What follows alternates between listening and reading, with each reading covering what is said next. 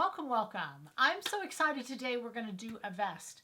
And you know, vests are not what vests used to be. I remember when I was like, it doesn't matter, but when I was younger, vests were like short little things to the waist. And you know, vests are so stylish. They've been in for a while, but they're the longer vests, just like what I have on.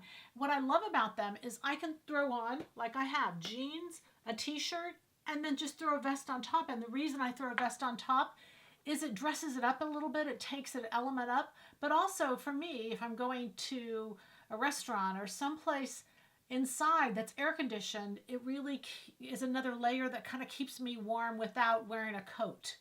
So it's just my body that gets cold, not my arms. So I love vests. I love that they've come back. I love that they're so stylish and so popular. So we're going to show you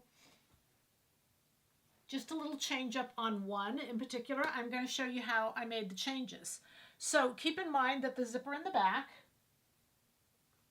just, you know me, I love zippers everywhere and I can't have too many zippers. It's ridiculous. So I literally just sewed it on, and because it was on the original that I copied.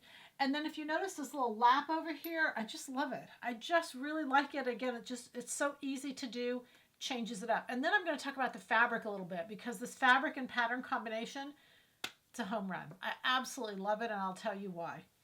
All right, so we're going to start with 915. This was a Hugo Boss pattern, Hugo's cardigan. Love it, love the pattern. And I know many of you have it, and I've seen many of you have it on. So I know you have it, and you're just going to make a couple changes.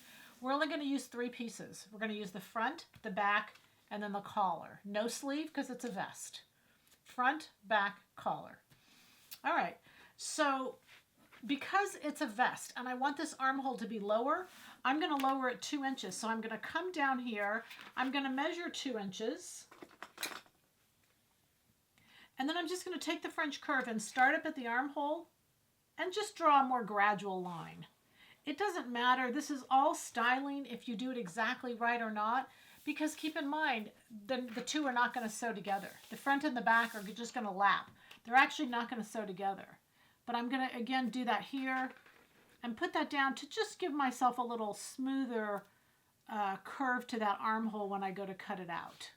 It gives it just a little cleaner line right in here. But again, if you didn't do it, if you made the armhole smaller, it just wouldn't make that big a difference. Then what I'm going to do is I'm going to add to the front. The front here is what laps to the back. So I'm going to add to the front right there, and I'll show you what I did. So keep in mind, this is the point that we're going down to. So I'm actually going to tape this extra little piece on here. And right at the notch, maybe a little below, it's about halfway. The overlap is going to end at the dart. If you notice, it comes right up at the dart. It's a beautiful line. It's really nice, almost like it was designed for it. So I think this edition is going to be really fun for all of us. I'm going to come out 5 inches. So I'm just going to come out here. I'm going to take it back with a straight angle, right back into the lower portion of the armhole, and then I'm going to go right into the French dart. So that's it. I'm just going to add that little triangle on. I'm going to cut it out. And for me, I did 5 inches. You guys, you know, you can change that up to whatever you want it to be.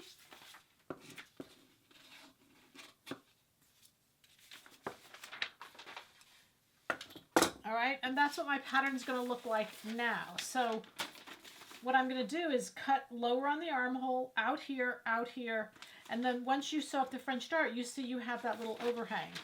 And all I did, that's the pattern work. I forget. Let's take it step by step. All right, so that's the pattern work. The change here and the change here. No change here with the collar, but the only change I'm going to do, as in the directions tell you to cut 2, I'm only going to cut 1. And the reason being is because I'm using this spectacular fabric.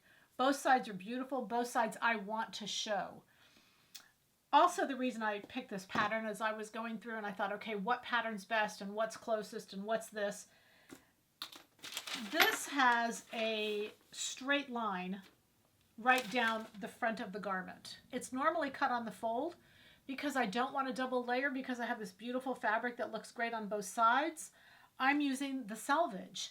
So because it has a straight line, that opens me up to use a fabric that has a beautiful selvage coming down the front, whatever it be. And we have so many fabrics that have amazing fabrics, have amazing selvages.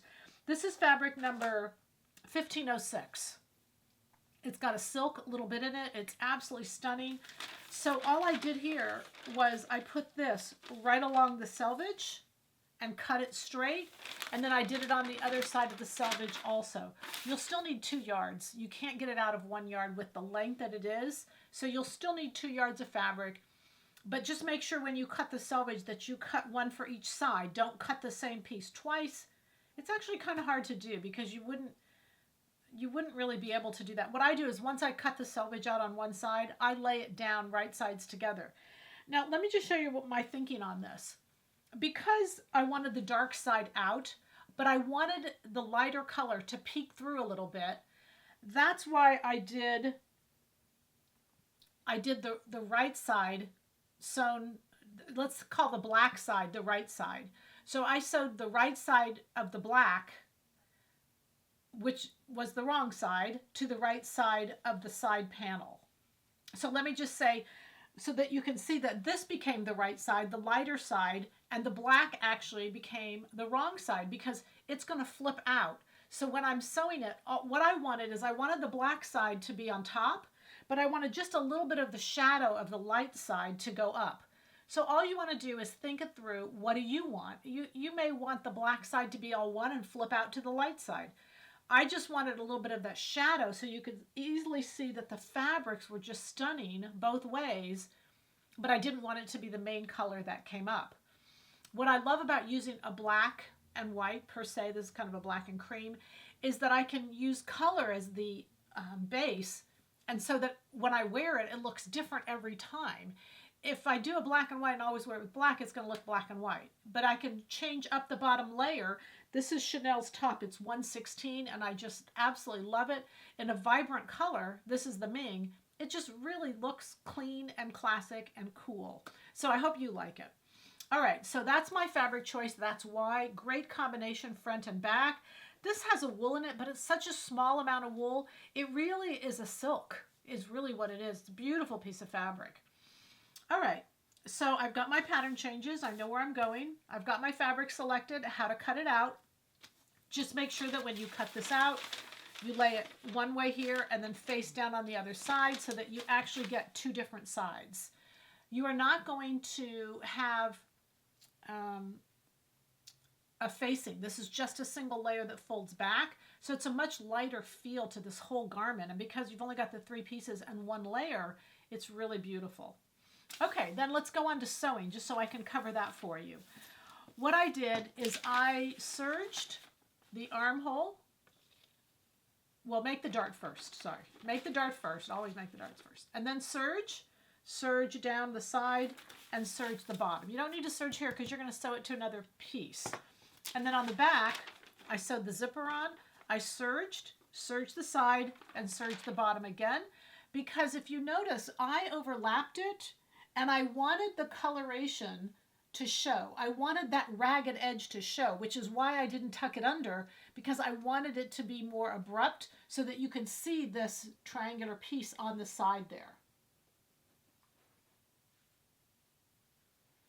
All right, so I left it purposely raw edge. I did serge it, but with a black thread, you can not even hardly see the serging.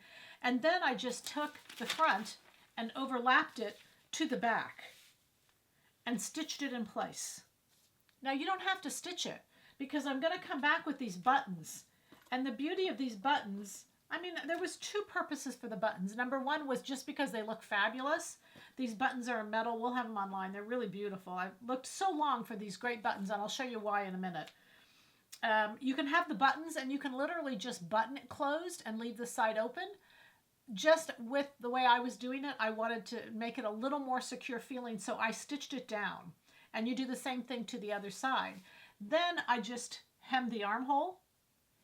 And when you do the armhole, I turned a seam allowance under at the shoulder, but then I tapered it to nothing where they crossed. So that's how I blended the finished edge into a non-finished edge because the seam allowance just went to nothing. And then of course it came into the overlapped portion. And then the bottom I hemmed. The bottom I hemmed because the fabric is actually really lightweight and it gave the bottom some substance, some drape to it, which is really what it needed. And you can make all these decisions as you go along. You certainly know you don't have to make it like I did. These are just the decisions I made and why I made them so that you can kind of follow along. The first thing I did was sew the zipper in place. So just sew that in place first and then go on from there. Really easy to do and really fun to do. The main reason I got these buttons was Michael Kors, other designers as well, have taken a button, especially when it's in a garment like what I have on, where it's a loose weave, lightweight and a loose weave, where a buttonhole for this size button really wouldn't work well, and they use snaps behind it. So I've seen this several times. What they do is they'll sew the snap in place, and then the button gets sewn to hide the snap. So the button is more a decorative closure for the snaps. When you sew a snap and you sew one to one side and one to another side, because this snaps like this, there's nothing on this side that shows and it kind of looks plain. That's a decorative snap. It's beautiful. So they'll put the button on this side to make it look like it's buttoning all the way down, but in fact it just snaps into the closure. And it's just a really pretty way to finish off our garment, no buttonholes.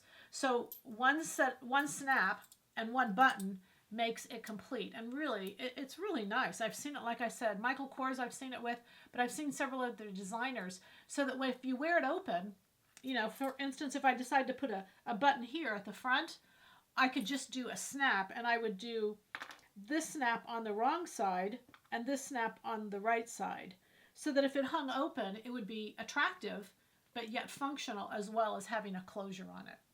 So, great vest, great fashion. Hopefully you'll love it as much as I do. It's perfect for so many different things that you just want something, another layer to sew on. The front wraps to the back just that little bit. The little buttons, they're attached at the 3 points of the triangle. So they're attached where it laps front to back, that under the armhole. They're at the point of the overlap at the point.